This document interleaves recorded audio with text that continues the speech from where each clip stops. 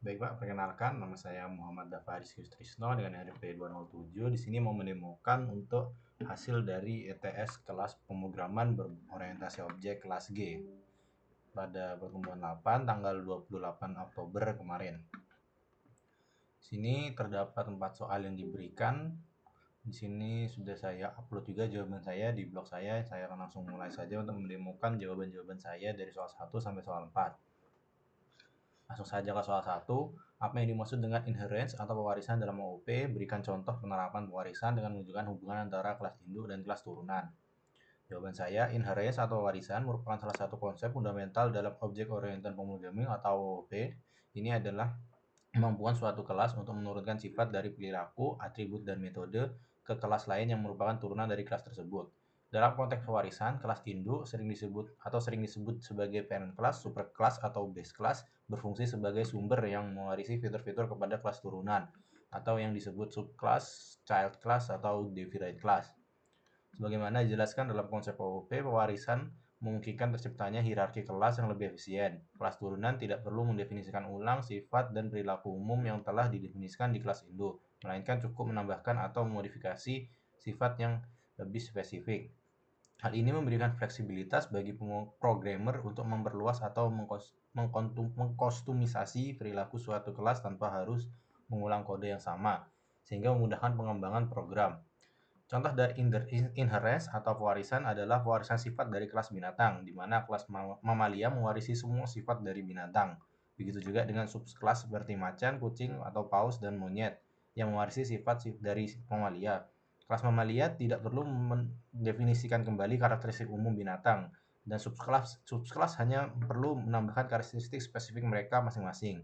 Jadi seperti macan, kucing, paus, dan monyet ini merupakan subkelas mamalia, tapi dia juga ada sifat dari kelas binatang. Itu adalah contoh dari inheritance. Saya lanjut ke nomor 2. Apakah fungsi konstruktor dalam sebuah kelas atau objek? Buatlah kelas book yang memiliki dua atribut, yaitu judul penulisan, tahun terbit, nama penerbit, atau buku, tambahkan konstruktor untuk menginisiasikan atribut tersebut, dan tambahkan metode print details untuk mencetak detail buku. Jawaban saya, konstruktor dalam sebuah kelas atau metode khusus yang dipanggil saat objek dari kelas tersebut dibuat. Fungsinya adalah untuk menginisialisasi atribut-atribut yang dimiliki oleh objek, sehingga setiap objek yang dibuat dari kelas tersebut langsung memiliki nilai awal. Berikut implementasi kode untuk kelas book yang memiliki atribut judul, penulis, tahun terbit, nama penerbit, dan kategori buku, serta metode untuk mencetak detail buku. Ini ada public class book. Di sini tentunya menggunakan Java, di mana menggunakan BlueJ untuk toolsnya untuk merun program ini. Ini ada public class book. Sini atributnya judul, penulis, tahun terbit, nama penerbit, dan kategori. Lalu di sini untuk mengisi nilai variabelnya. Lalu di sini untuk fungsi printnya. Di sini saya ngambil contoh bukunya itu adalah buku belajar Java dari John Doe 2020 Gramedia Pemrograman contohnya. Kalau saya coba aja ke aplikasinya ini BlueJ. Misalnya saya compile dulu, ini isinya sudah sama. Kalau saya langsung run, dia akan menghasilkan sesuai dengan yang saya input. Oh enggak, ini sudah saya ganti sebentar. Kalau mau dilihat, ini kemarin sempat saya ganti untuk coba contoh lain. Nah, ini ada buku judulnya Petarung dari Dose 2045 Unimedia Inspirasi. Yang saya upload di blog itu versi pertamanya, ini contoh keduanya yang saya coba buat. Disesuai dengan inputannya. Saya lanjut aja ke nomor 3. Di sini suruh buat program dengan studi kasus parking tiket mesin. Di sini kelas bernama parking tiket mesin yang menyesuaikan mesin tiket dengan fitur berikut. Atributnya ada balance, ticket price, dan ticket time. Metodenya ada insert money, issue ticket, dan get time purchase. Di sini pada program saya hanya membuat satu kelas saja, yaitu kelas tiket mesin, dan tidak ada kelas yang terpisah-pisah. Jadi totalnya hanya ada satu kelas saja, biar lebih sederhana juga menurut saya. Sini ada kelas parking tiket mesin. Di sini variabel yang diminta tim balance, ticket price, dan ticket time. Di sini untuk deklarasi value dari variabelnya. Lalu di sini untuk fungsi insert money-nya, jadi di mana nanti dia akan ngambil masukkan uangnya berapa lalu ditambahkan ke balance-nya, atau ya balance total uangnya yang ada sudah diinput. Lalu jika dia inputnya itu tidak lebih dari 0, maka tidak akan penginputan akan gagal dan akan mengeluarkan output jumlah uang invalid. Sini untuk fungsi isu tiket. Sini ada sedikit beberapa fungsi yang saya tambahkan, di mana isu tiket di sini yang saya munculkan itu adalah total tiket yang bisa dibeli dengan uang yang tersedia saat itu. Jadi di sini pengecekan uangnya sudah lebih dari tiket fresh atau belum. Lalu di sini tiket amount itu ada total tiket yang bisa dibeli itu dari uangnya dibagi harga tiket. Lalu nanti tiket time ini yang saya hitung untuk menyimpan pada fungsi yang diminta itu fungsi get time purchase. Ini untuk menghitung total jam yang sudah dibeli berdasarkan total tiket yang sudah dibeli. Lalu di sini balance-nya akan berkurang. Sini untuk outputnya seperti biasa saja. Jika balance saja tidak mencukupi harga tiket, maka akan outputnya tidak mencukupi, saldo tidak mencukupi. Lalu untuk fungsi get time purchase ini yang di tiket time tadi yang di isu tiket sudah terhitung, jadi dia akan mengetahui berapa total jamnya.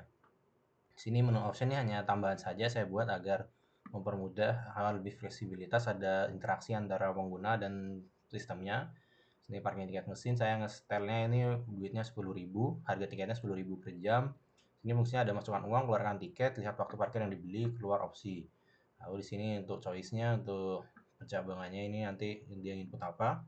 Lalu yang terakhir di sini untuk membuat tiket mesinnya dengan harga 10.000 ini. Kalau coba saya langsung saja ke programnya, sebentar ini harusnya terlihat. Oh ya, ini parking tiket mesin, file ini hanya ada satu kelas saja yang saya buat. Kalau misalnya di run, dia ada opsi.